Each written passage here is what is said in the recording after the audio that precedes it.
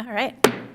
Good evening, everybody. We'll call our April 1st meeting to order, and we will begin with a moment of silence. So please silence your phones and make sure that all those things are turned off that might speak to us unexpectedly. So please join me in a moment of silence.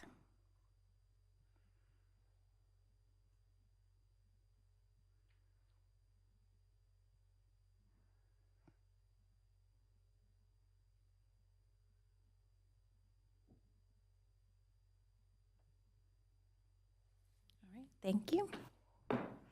And please join me in the Pledge of Allegiance.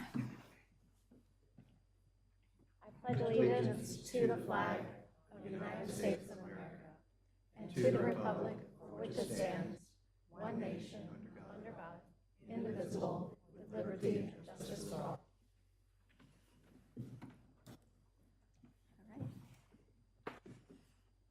Well, staff, give us some announcements.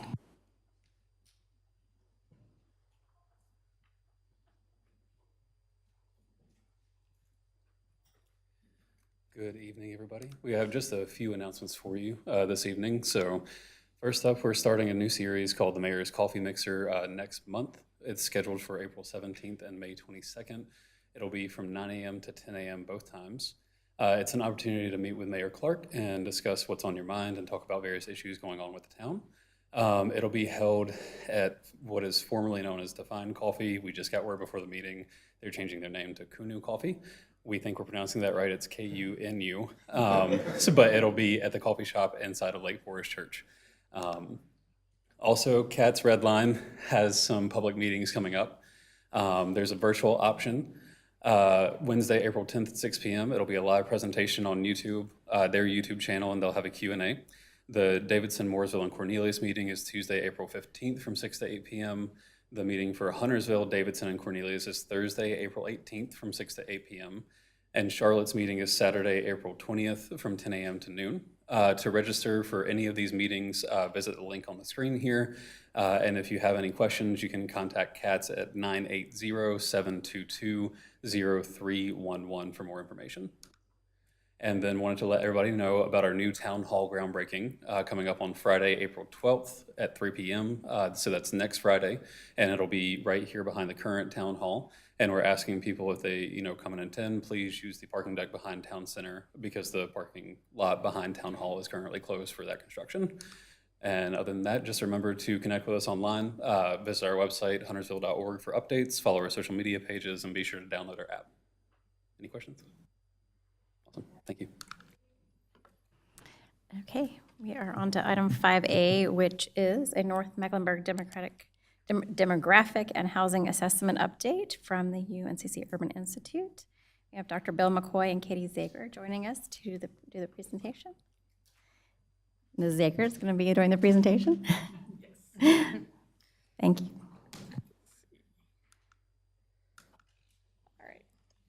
So hello, as Mayor Clark said, I'm Katie Zager. I'm a research associate at the UNC Charlotte Urban Institute. I'll be here with Dr. Bill McCoy presenting on the North Mecklenburg Demographic and Housing Needs Assessment. This is like a 40-minute presentation that we tried to get down to around 10 minutes for you all, so I'll do my best here. So just a little bit about us. The UNC Charlotte Urban Institute is a nonpartisan applied research and community outreach center based at the university, seeking solutions to the social, economic, and environmental challenges facing our communities. Just a little bit of background about this report. This report is an update of one that was released in 2019, kind of at the behest of the Lake Norman Economic Development Corporation. And so, 5 years on, we decided to do an update. The bulk of the research took place between May 2023 and December 2023, and included the North Mecklenburg region, so Huntersville, Cornelius, and Davidson. And the goal is really to just provide describe the current state of housing and demographics in North Mecklenburg. So a little bit about what I'll be talking about today. Again, it's a lot. We'll talk about demographics, employment, housing stock, housing costs, a little bit about land use and development, and then I'll turn it over to Dr. McCoy, who talked with several stakeholders here in North Mecklenburg. So for demographics, just for some background, North Mecklenburg as a whole, the population is growing older. Even compared to 5 years ago, there's more baby boomers, more or less, than there were, and slightly, as a share of the population, slightly fewer millennials as there were 5 years ago. The population is still mostly white, about 2/3, 76%, but has been gradually diversifying over time. Population is also highly educated. Almost 60% have a college degree. Population is fairly affluent. Over half of households have an annual income of over $100,000. A little bit about employment. So since we did this study last time, over 45,000 people now work at an establishment in North Mecklenburg. That's up 3,000 since 2015. Looks like about half of those work in Huntersville, so a little over 25,000. The top sectors are retail trade, healthcare, and social assistance. These are also growing sectors in North Mecklenburg. Also, if you know a little bit about these sectors, are not particularly highly paid. In terms of what commutes look like, so 18% of the people who live in North Mecklenburg work in North Mecklenburg. About half are leaving North Mecklenburg to commute to Charlotte every day. Among the people who work in North Mecklenburg, about 19% also live in North Mecklenburg, which means you have about 80% of people commuting in from elsewhere every day. So that's a big population churn happening daily. Also compared to when we did this study 5 years ago, the percent of people commuting 25 miles or more has increased, so it's about 19% in 2015. It's about 30% now. Again, this is 2020 data, and so it is probably impacted by the pandemic a little bit, so we'll kind of have to wait and see in the future how that really shakes out. But overall, though, people who live in North Mecklenburg and work elsewhere are largely in higher paying jobs. And converse to that, the people who work in North Mecklenburg and live elsewhere are largely in lower paying jobs. You can see this kind of reflected in the housing stock that is available in North Mecklenburg. So we had some brand spanking new housing assessment data to use, so it was really up to date, which was great. So kind of looking at the overall stock, the stock is overwhelmingly single family, so about 67%. That share is slightly higher in Huntersville. The average year built is 2002. You can see North Mecklenburg, especially Huntersville, has a lot of neighborhoods that reflect that. And the average home size is about 2,537 square feet. Again, in North Mecklenburg, you can see that reflected in different neighborhoods. In terms of housing costs, the housing stock is highly valued, so half of homes have assessed values between $250,000 and $500,000. The median is $477,328. And really kind of what struck me about this graph, especially when we did this study 5 years ago, is that 5 years ago we were defining a starter home as kind of in the $100,000 range. And as a category, that has just almost completely fallen off the map. But now when we're talking a starter home, we're talking about $250,000. So overall, assessed values are highest in Davidson and lowest in Huntersville. So yeah, Huntersville, median is $556,800. Huntersville also has the lowest difference between the mean and the median, which means your housing stock is a little more homogeneous than it is, say, in Cornelius or Davidson, where you have some high-priced lake property or golf course property really driving those differences. Yeah, in terms of average home value assessed by subdivision, you can see this. So you can see kind of golf course neighborhoods, lakeside neighborhoods, newer neighborhoods really kind of popping out in that $750,000 or more range. But most of the neighborhoods in Huntersville are kind of, yeah, that $250,000 to $500,000 range. We didn't spend too much time talking about sales price because we looked at sales data, but it overlapped almost exactly with what the assessment data was based on. But one thing about the sales price is that In terms of the houses sold, 97% of homes sold in 2021 and 2022 were over that $250,000 mark. So even though some of this lower priced housing stock exists, it's not coming up for sale as often as the higher priced stuff.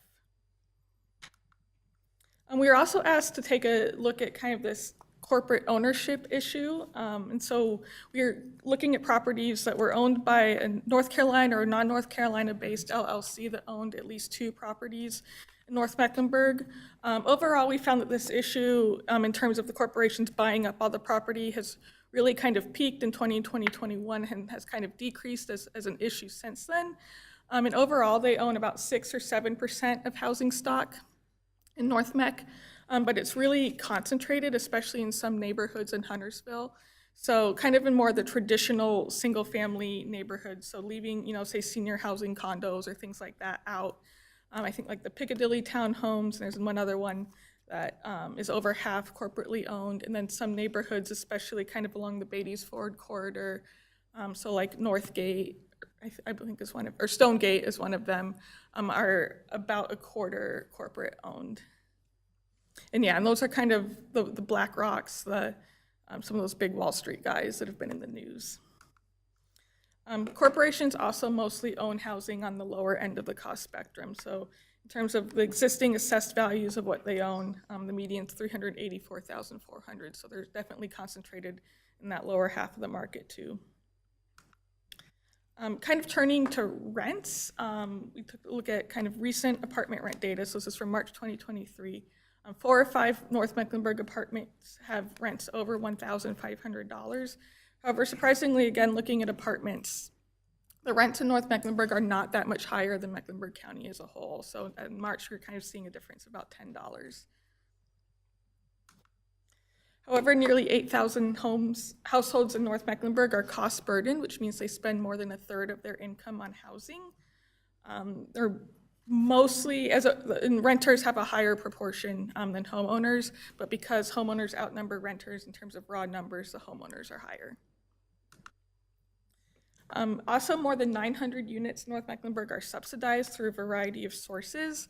Davidson has the most per capita. But this is one thing I wanted to point about Huntersville, is between the last time we did this study, the Bellamore apartments came online, so that's senior housing. So you all added, I think, well over 100 apartments. So you basically have increased your affordable housing stock by about 45% in the last 5 years. And so just thinking about different policy approaches, that Bellamore development was done using a lot of housing and urban development and tax credits to help get that built. So you're able to bring a lot of apartments on quickly. Whereas Davidson's approach has, the Davidson Housing Coalition, kind of a different variety of funding sources. You're able to add more units in 1 year than they have in the past 10 or 20. However, the difference is, and we see this in Cornelius, where they had the Antiquity Heights development use the same kind of mix of housing tax credits that Bellamore did, and those units recently expired. And so, these programs allow you to bring a lot of units on quickly, but they're not permanent. And so, whereas David's number 257 has been fairly stable, Huntersville and Cornelius are a little more subject to change. We'll quickly go over kind of land use and development. North Mecklenburg as a whole, and especially Huntersville, has been on a little bit of a building spree the past few years. So over 8,000 new residential units have been permitted for construction since 2019. North Mech as a whole peaked in 2021. I believe Huntersville had a high in 2022, and about half of that was multifamily. Here's a map of kind of where those new residential units are located. You can kind of see a few large developments, so like the Symphony Park development, some other big multifamilies. I think one of them, at least 2 of them, are also age restricted though, and so that's one thing.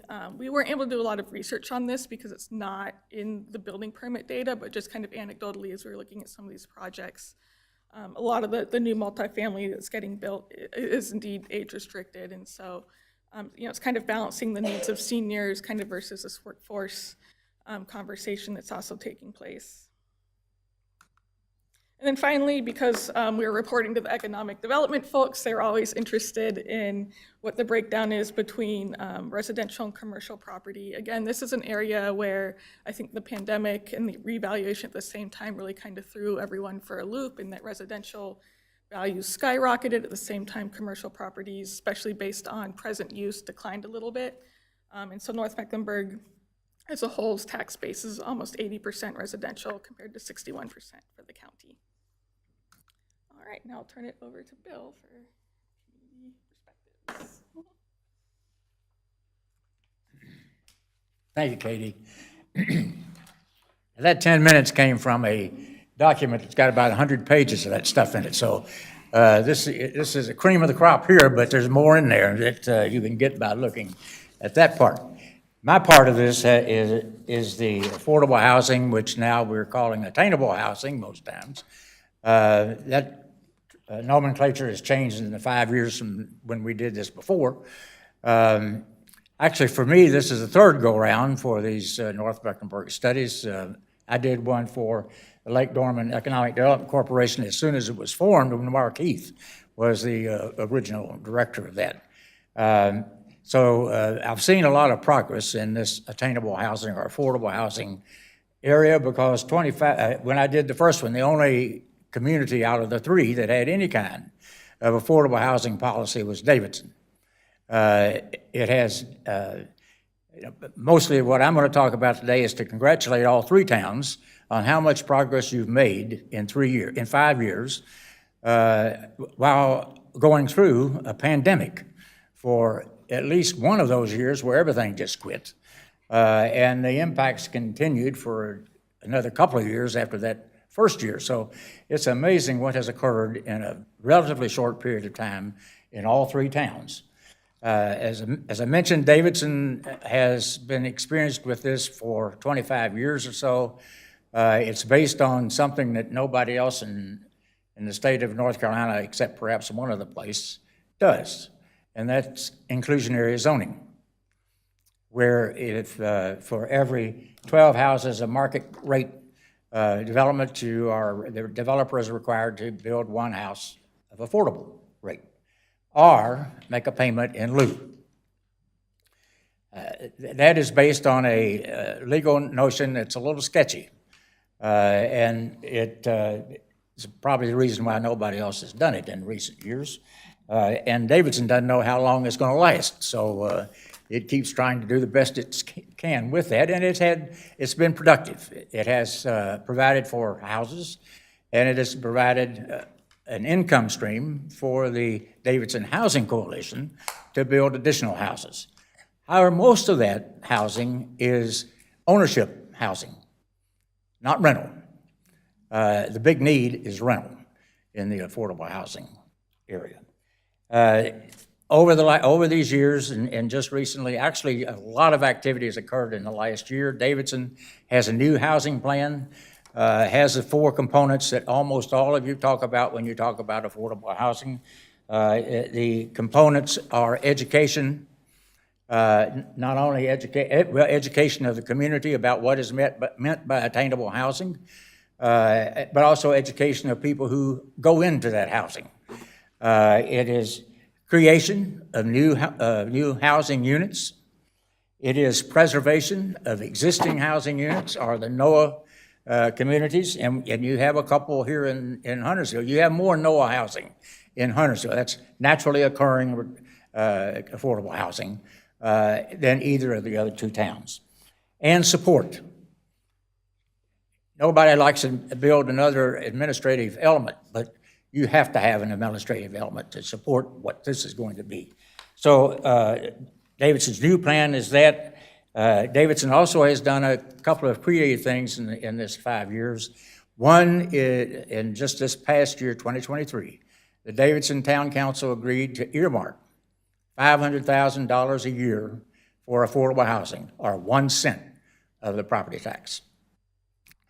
They have done that for 10 years. Now, of course, who knows whether that'll last 10 years, because another council can have a different opinion about that, but at least it gives an indication about what the community wants to do. The second important thing that has occurred is that the philanthropic community has engaged in public housing. The Davidson Community Foundation, which is a new foundation, and the Brenda Tapia Foundation have supported building affordable units in the 81-unit townhome thing that's going into the old Hoke Lumber site. So I think we have to applaud the philanthropic community for doing that, and we should look at them, those people that are involved in that, to help with this effort. In Cornelius, 5 years ago, the only thing that was being discussed was the plan for Smithville, which was a very important thing at the time. All three of these North Mecklenburg towns have a historically black neighborhood or area or community. In Cornelius, obviously, it's Smithville, where they had beginning discussions about a plan. That plan came to fruition during this 5-year period. They have an organization that's promoting that plan, and they have had money come into it from the ARPA funds, both Cornelius ARPA funds, county ARPA funds, and a direct appropriation from Congress, which is substantial. I mean, we're talking about millions, so it's a good amount of money that has come into that. In addition, Cornelius has had a housing task force appointed. It came up with a housing plan, which was adopted in late 2023, actually after we went to print with this thing. But before it was adopted as a whole by the Cornelius Town Council, 2 elements were put into effect. One was the development of a CDC, which started out as the Cornelius CDC, but in 3 months became the Lake Norman CDC as again, as an administrative unit that helped build and develop and administer affordable housing. We'll wait and see what else comes from that, but the other, as you know, there's been a person appointed to that, Michelle Halverson, as the director, a very, very skilled person in this field. She's was on your housing task force too, as it went through its process. So there's high expectations about what's going to happen with that Cornelius plan. And of course, you have had in the last year a mayor's committee on housing that made its report and was adopted, I think, in late 2023 again. And I'm sure you have on your plate, what are we going to do about this? Because it has essentially the same 4 things that all of them have. Preservation, build, support, education. And although it's easy to say those things, but it's hard to do them. And it's going to be interesting for us and everyone else to watch what you do in the next 2 or 3 years in terms of public housing. There are, not public housing, affordable housing. There are a couple of things that I want to wind up with that came partly from this, from your task force, Bobby Williams, and the task force decided that instead of trying to interview select members of that we would use the task force as a focus group, which we did. Very informative session. There's one thing that came up that has been repeated many times, and I've heard it, you probably heard it repeated when they made the report to you. Members were talking about that their children, this place had become so expensive that their children couldn't live next to them in Huntersville. That's a fairly strong statement that is an important one as you look at this. So there are some items that came up in this, and the same ones I talked about. One, funding is needed. There's been a lot of funding in the last couple of years, but it's been primarily ARPA funding, which is one time for them, or 2 times maybe. What's going to replace that for those that made that commitment? Every time you talk about affordable housing with developers, they talk about how you need to think about your regulations. How can maybe you change these a little bit to allow some more units, smaller units, sort of different front yards, backyards, and what have you. Education, we mentioned. There is a strong NIMBY kind of proponent to anything having to do with affordable housing or attainable housing that you need to contend with. And a lot of that is because of the lack of education. People have to understand that when we talk about attainable housing in North Mecklenburg with the cost of housing as high as they are, that we're talking about everybody almost up to 120% of their average median income. And we're talking about primary service providers, EMTs, police, fire, teachers, that can't live here with the cost of housing as it is. So we're talking about a whole wide range of folks that can take advantage of affordable housing. So those are some of the things that need to think about. But there's a great promise here. A lot has been done in this 5-year span. A lot of public policy has been developed. It's going to be interesting to see the next step, which the next step ought to be the production of units. We haven't seen a lot of that, so that's what comes next after doing all this. Thank you for your attention, and we will answer any questions if you have any. Otherwise, we'll go home. Does anyone have any questions? No? Thank you very much. We appreciate it. All right. We do not have any public comments today. So may I have a motion, or do I have any agenda changes? And if not, may I have a motion to adopt the agenda? I'll make a motion to adopt the agenda. May I have a second? Second. Any discussion? All those in favor, please raise your hand. Any opposed? Thank you. May I have a motion to adopt the consent agenda? I would like to make the motion that we adopt the consent agenda. May I have a second? I'll second it. Any discussion? All those in favor, raise your hand. Any opposed? Thank you. And now we are on to item 8A, to conduct a public hearing for petition TA 24-03, request by the planning board. Mr. Priest, you're up. Good evening. I'd like to take this opportunity to please allow my staff report into the record, please. So TA 2403 is an application from the planning staff to really get the ball rolling in our 2040 plan recommendations to modify how we do CD rezonings, or how do we allow more flexibility in our ordinance. So took a little bit of time just to take some snapshots of the 2040 plan to give a background of why we're coming forward with this application.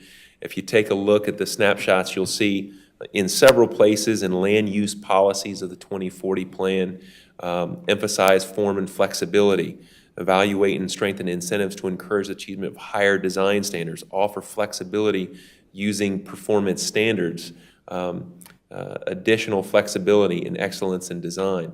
So what are we trying to do with this? Well, we're trying to communicate with applicants and developers that when they come for applications, that we can allow flexibility if they bring something to the table and do something that's different, that's unique, and is going to add to the urban design of Huntersville.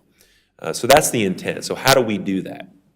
How can we do that? Well, we already have flexibility built into our conditional district rezoning process. So that's the process where someone comes in and wants to go from one commercial zone to another commercial zone, but instead of just changing the color, they say, here's a site plan, here's a design that we're specifically going to add site plan elements and conditions to that rezoning plan that you've become familiar with recently.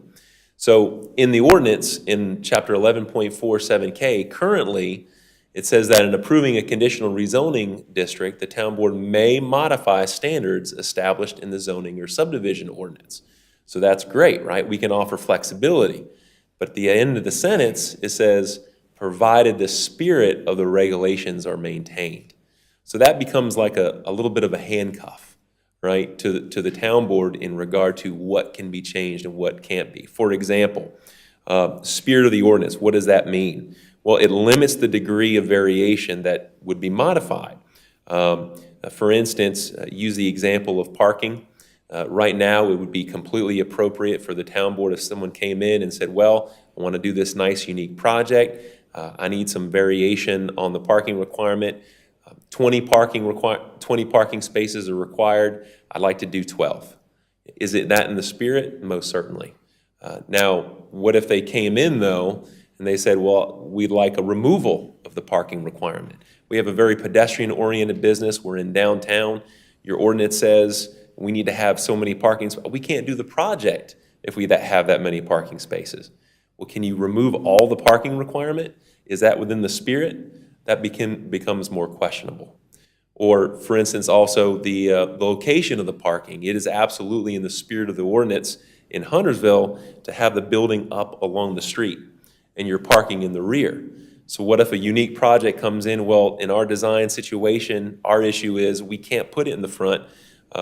We can't put it in the back. We want to put it in the front. Right now, we would really, as a staff, say that is not in the spirit of the ordinance. Everything that we do really pushes the building up to the street, parking in the back. So that gives kind of an example of how the current language is a little bit of a handcuff to what we can do for unique and interesting projects. So what do we do about that? How can we fix that? Well, there's a two-part proposal from staff. Part one, the simple method, go in and remove within the spirit of the ordinance in 11.4.7. That would free up the town board to be able to make decisions on what is appropriate use of the modifications aspect of the conditional district rezoning. So that would be part one. But at the same time, we don't want a complete free-for-all where people come in and say, okay, variances for everyone, right? That's not what we're looking for. We want to encourage that excellent design. We want to be able to incentivize the modifications. And that's where part two comes in, where we clarify and articulate what the 2040 plan is recommending. Excellent design that comes, if someone comes in and says, well, we need modifications from this section of the ordinance, well, can you go above and beyond in other sections of the ordinance? Your architectural standards, could you be LEED certified? Can you go with a nicer building material that's over and above the requirements of the ordinance? You know, those type of designs. Or two, something that the 2040 plan mentions several times, having projects that have public benefit. So they come in and say, well, we would like some help maybe with a little bit more intensity, maybe density, maybe building height. But in order to offset that, we're going to dedicate a public park that maybe Park and Rec can take over and dedicate to the public. Or they're going to do transportation projects. Mooresville just approved a project that connected Highway 21 to 115, and the developer, because they had some modification, had a little bit more density, smaller lots, they said that they would come in and build that thoroughfare all the way from 115 to 21. Multi-million-dollar project that's going to change the traffic pattern in that area. But they did that, and they did that through a conditional use rezoning process, the way they do it up there. So that is staff's recommendation. This is how it would look in the ordinance. Again, removing that one portion at the end of 11.47K. And then in chapter 3.1.2, that's the part two. That's where we lay out in conditional zoning districts, this is the information that we're looking for. Now, we want to point out too, though, that these are not thresholds. These are not where if you submit X, you get Y. These are written as examples in the intent section of the ordinance that just gives an idea of when you come, this is what the town would like to discuss. It's completely up to the town board to say what thresholds or what they would like or what they're looking for to enable modifications through the conditional use permit process. And again, the conditions that come before the board are voluntary. So it's the applicant who is saying, I'm willing to do this. Let's talk about what we can do to make a great project. So, wanted to point out too, modifications to the ordinance through the conditional rezoning process is not unique. So we're not really blazing a trail, so to speak, in regard to this process. Many of our local municipalities, our fellow municipalities around do something similar. I would point out the second to the last column from the left, modification allowance, general or defined. So how they do it is a little bit different. So our neighboring communities, Cornelius, Davidson, and even Mint Hill, they have a very open and general modification process. So they simply allow in their ordinance, like 11.47K, the town board may modify the ordinance requirements. That's kind of how they do it. There is no standard threshold at all. Conversely, when you look at Mooresville, when you look at Charlotte, and you look at Matthews, they're very defined, and they do have thresholds. They get very specific on what types of projects they have, and it's more of a if X, then Y, then you qualify for this project. We're doing it kind of in a middle road standard, where it's not one way or the other.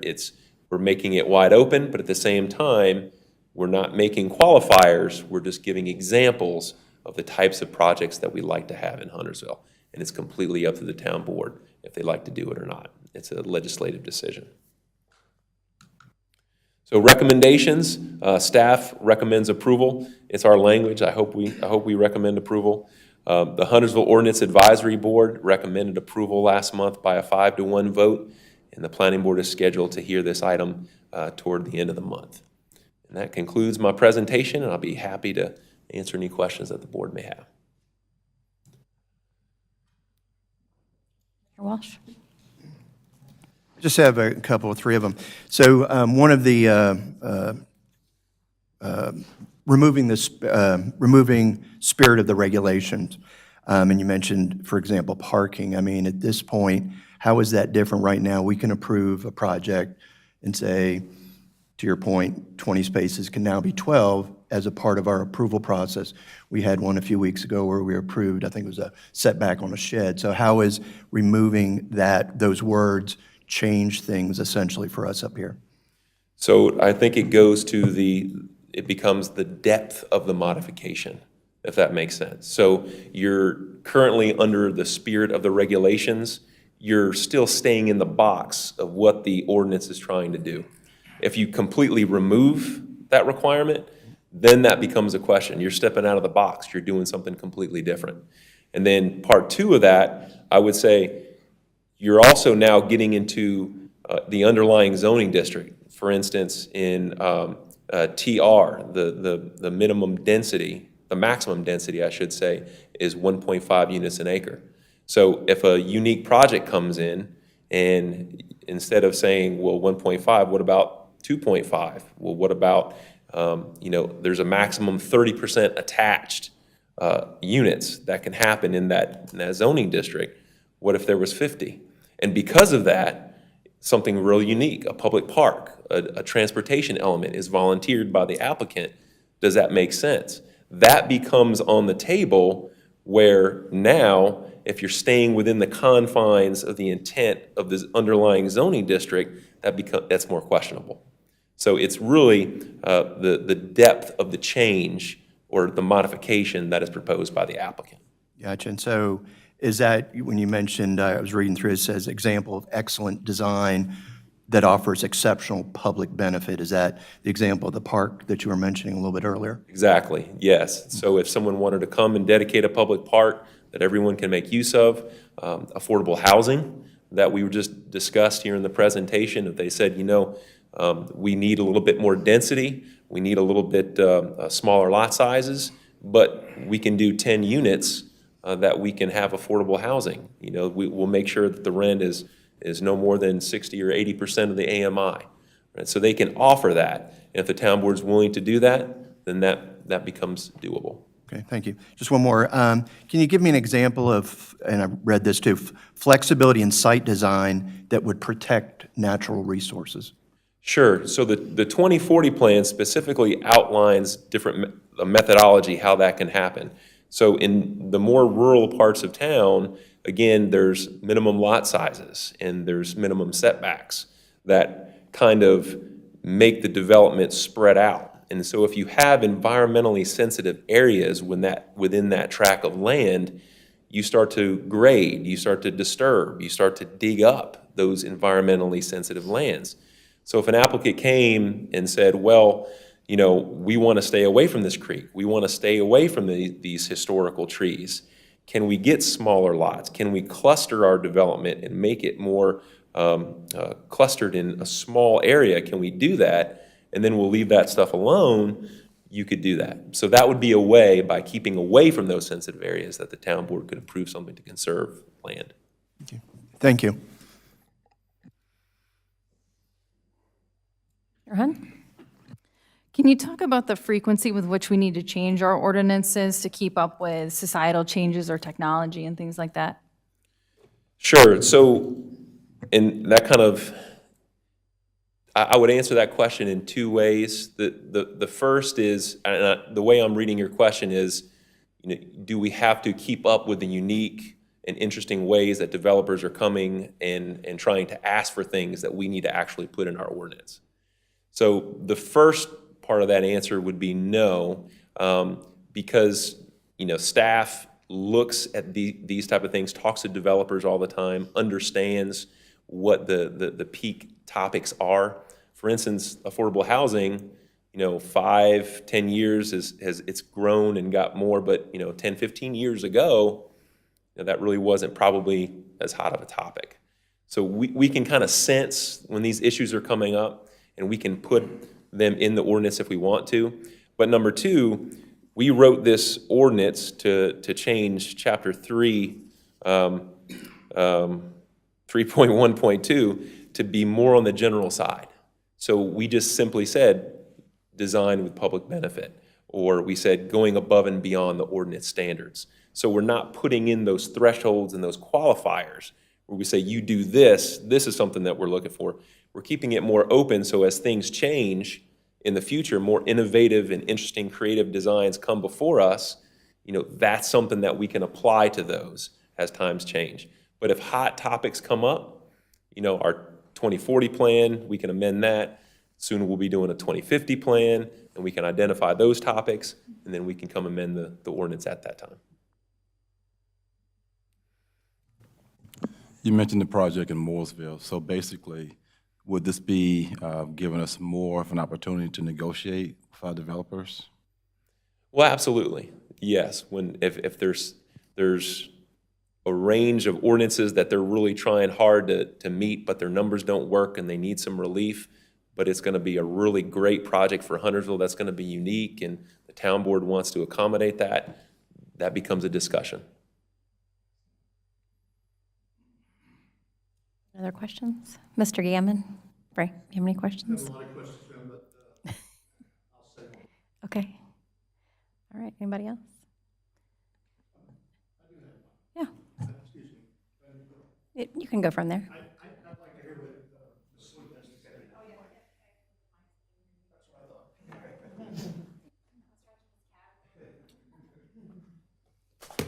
Yeah, Frank Gammon, Vice Chair Planning Board. Yeah, I'd like to hear what Ms. Sloop has to say about some of this as I hear it about, I mean, I can see some benefit here. I got to sit down and wrap my brain around this. But someone comes in and says, hey, I'm going to build you this big park if you let me build this the way I want to build it. Now, Brad's not going to let him do that. I know he wouldn't. But the next guy comes in. I mean, does this change the zoning ordinance in any way? Once, just like if sometimes when the board makes changes, it changes the 2040 plan. Would this change the zoning ordinance in any way? If you allow one applicant to have some modifications, does the next applicant get those same modifications? So it sounds like your question is actually more than just one question, so I'll do my best. That's okay. So it sounds like the primary question is, will this change the zoning ordinance? Yes, because it's a text amendment, so it obviously would change the language. As far as the overall process goes, as Brad mentioned, this would provide the town more flexibility in their conditional rezoning process, and that is a goal that is stated in the 2040 plan. It would not, however, set a precedent, because each conditional rezoning application is, and of itself, is a separate separate application. So it doesn't set any legal precedent to then provide the same types of modifications for projects down the road. That's always going to be a legislative decision-making process on a case-by-case basis.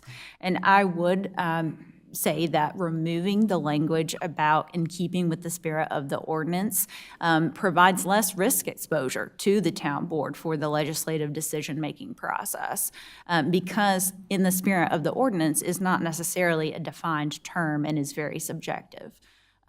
So I do agree with this text amendment from a legal standpoint, and no, it does not set legal precedent.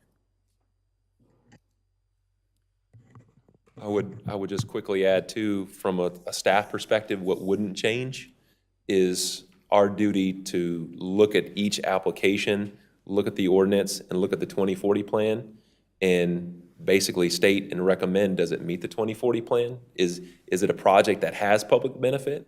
Does it not have public benefit? And we would actually comment on that and recommend based on that. And then it would be up to the town board to decide what they want to do with that. Just sparked a question to me. The term public benefit, that would be something that would be tied to what is defined in the 2040 plan, right? I think it's a little bit more subjective. Okay. It's not ironed out specifically what that is. Again, in Chapter 3, there's examples of that. But certainly that's up to the interpretation of the town board and how they see the public benefit shaping up.